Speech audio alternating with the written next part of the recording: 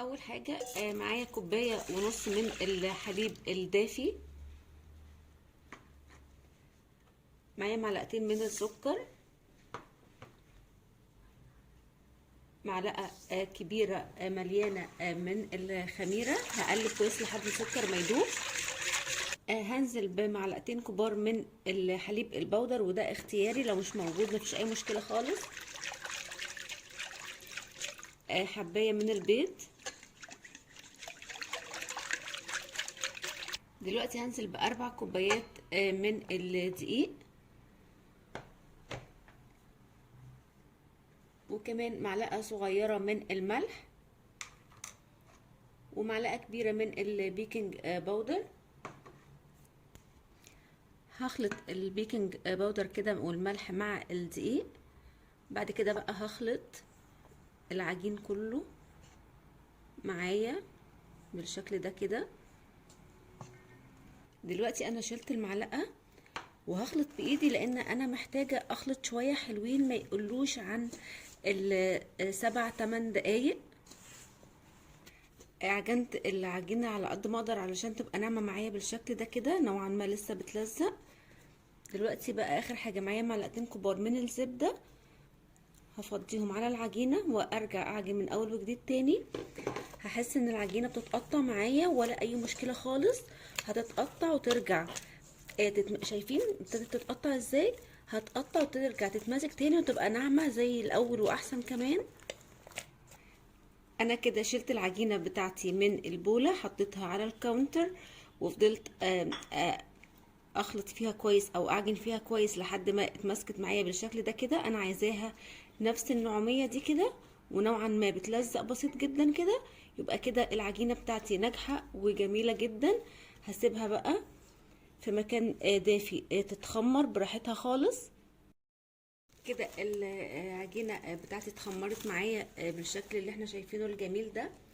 ههبط التخمير، شايفين بقى بالشكل ده.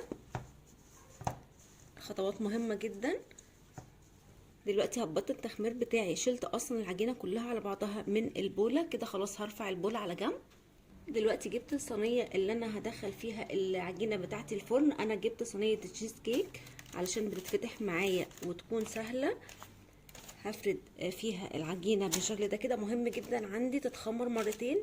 ما تقوليش ان انا من اول مرة في العجن احطها تتخمر هنا هي مره واحده وخلاص. لا، مهم جدا تتخمر مره في البوله اللي احنا عجننا فيها، ومره في الصينيه اللي هنخبز فيها العيش بتاعنا بالشكل ده كده. هفردها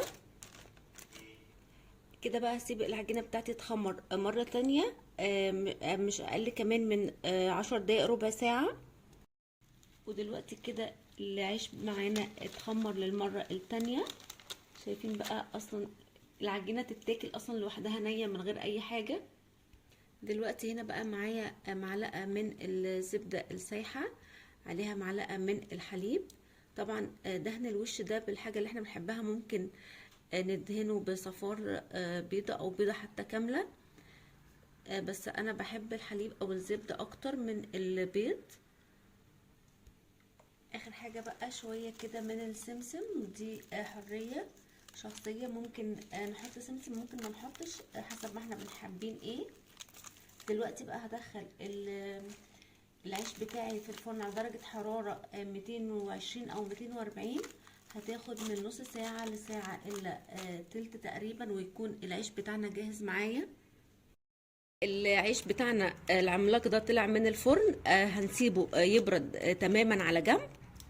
اول مكون معانا حبايتين كبار من البطاطس المسلوقه والمهروسه كويس جدا. انا عايزاها ناعمه جدا، يعني نسلقها كويس ونصفيها من الميه طبعا، ونهرسها كويس بالشكل ده كده بالشوكه.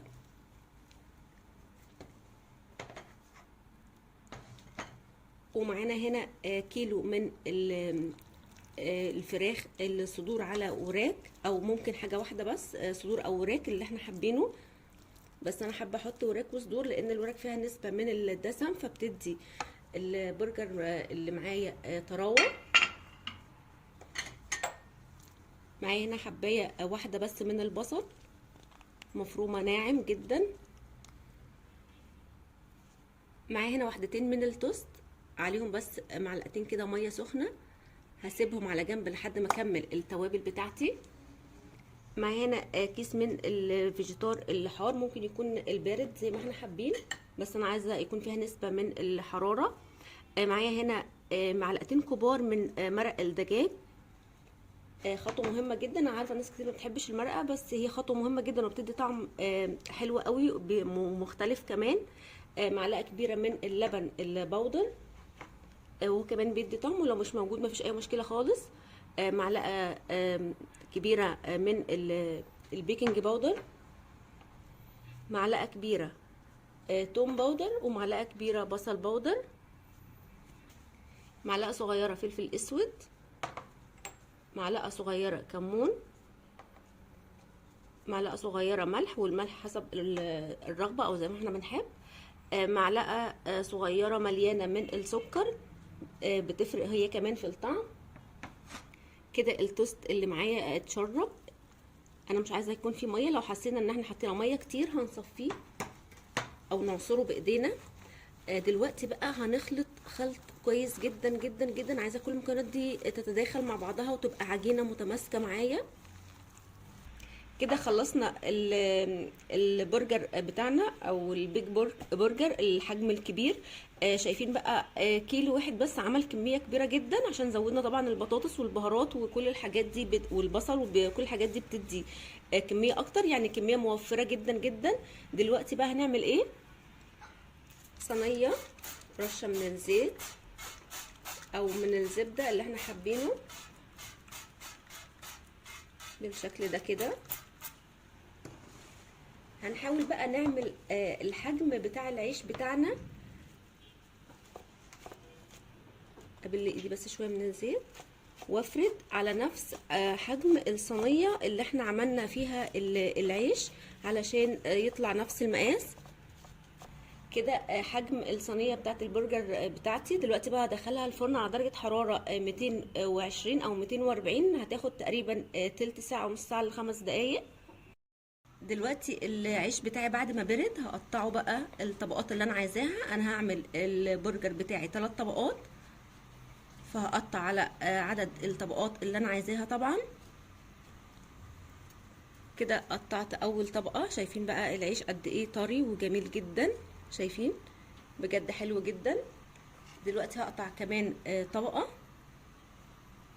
هحاول على قد ما اقدر اثبت ايدي علشان الطبقات تكون متساوية من الحرف ومن النص، ما تكونش حاجة عالية وحاجة رفيعة. كده الطبقة التانية بقت جاهزة معايا. شايفين بقى كله من جوه حلو جدا بالشكل ده. بقى نطبق الساندوتش العملاق بتاعنا. معايا مايونيز، طبقة حلوة كده بالشكل ده، ومعايا كمان كاتشب نفس الشوية الحلوين بتوع المايونيز. واللي طبعا حابب يكتر حاجة عن حاجة دي حرية شخصية. حطينا الكاتشب والمايونيز. دلوقتي هحط طبقة البرجر بتاعتي. هنحط بقى خيار مخلل، هنحط طبعا طماطم، واللي بحب حاجة يحطها واللي مبحبش حاجة طبعا من الحاجات اللي انا بحطها دي يشيلها بالشكل ده كده. دلوقتي بقى احط صوص الجبنة،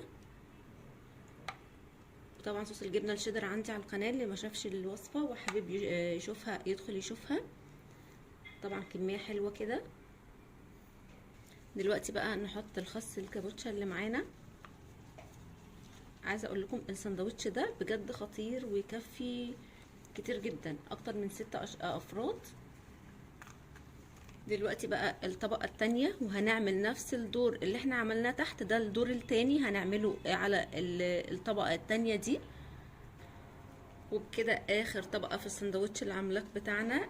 شايفين بقى بجد وهمي، لازم تجربوه، ولما تجربوه ويعجبكم يا ريت تقولي رايكم في الكومنت، وما تنسوش تعملوا لايك. باي باي.